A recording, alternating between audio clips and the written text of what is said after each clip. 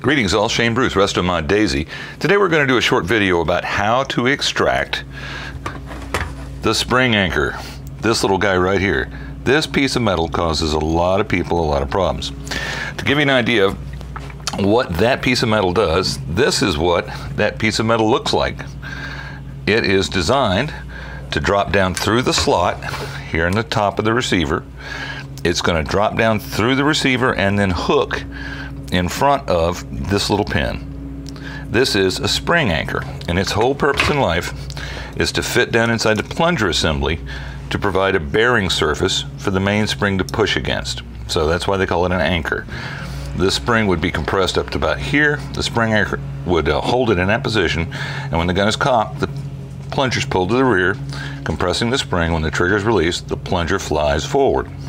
But getting this part out is critical to being able to get your plunger out. So I'm going to show you how you do that right now.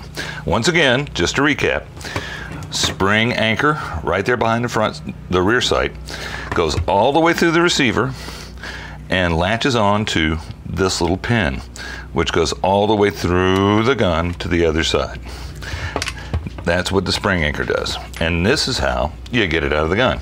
So let's back out a little bit. First step's going to be pull the stock off. So get the stock bolt out of the way. Oh, this one's stripped out. Nonetheless, we'll still extract it. Take the stock. This one's missing the trigger spring. That's normally what sits in this little hole right there, is a spring to push the trigger forward. But that's not concerning us at the moment. The next phase is to pull the lever out. Got to get it out of the way. So you take out the lever bolt and pull it out. Put the lever off to the side. The last thing that has to come out is the trigger, because the plunger cannot leave the receiver if the trigger's in the way. So we get rid of the trigger.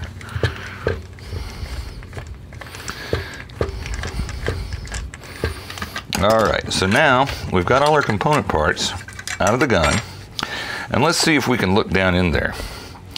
You'll notice at the tip of my golden tip of my screwdriver, if you can get a shot of that, right there is the back of the plunger assembly. That's what's got to come out. Now we're going to tip up a little bit. Oh, that's so dark. Let's get it on the workbench and we'll see if we got a better angle on that. So, all right, now we've got the receiver in the bench and we're going to point out some individual parts. Please disregard the dust and grime. The gun has not been cleaned. If you'll notice, right now I'm tapping on the back of the plunger assembly. That is what I'm tapping on. That's the part we've already discussed. Now we're going to pivot down. This is the pin that goes through the receiver, and this little bit, this little piece of metal is the spring anchor. That's what we're going to take out so that we can get the plunger out of here. As you can see, the plunger cannot move until the spring anchor is gone. So let's get on that.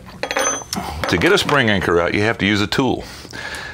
A mainspring compression device. Now get a close-up of the end here, because you'll notice how there's little dishes cut right there. You see how there's little dishes? You can't see it from that angle, but you can see it from here. Those are put in there so that it will grab the spring a little better. Now, length of this unit needs to be about, say 11 inches long, so that you can reach inside the receiver, grab the spring, and take pressure off the spring anchor. So this is how it works. We just slip it in here.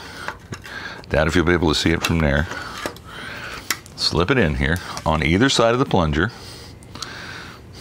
On either side of the plunger until you make contact with the mainspring.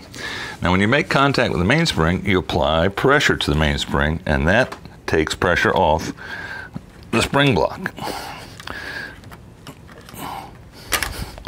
Now, right down here is important. See how the spring block is coming out of the gun. So we put pressure on the spring, and we work our spring block out. Sometimes you might have to get a pair of pliers to get it out of there, because they normally get pretty beat up while they're installed. The spring block has been removed. Now that we got that out, we'll go back to our receiver shot, and we take our punch and we push back. Now that's normally going to be pretty snug coming out because it's been in there forever. And et voila, we have removed the plunger assembly. Installing the plunger assembly is the reverse of the removal. So if that gives you some cause and questions, watch this a couple of times.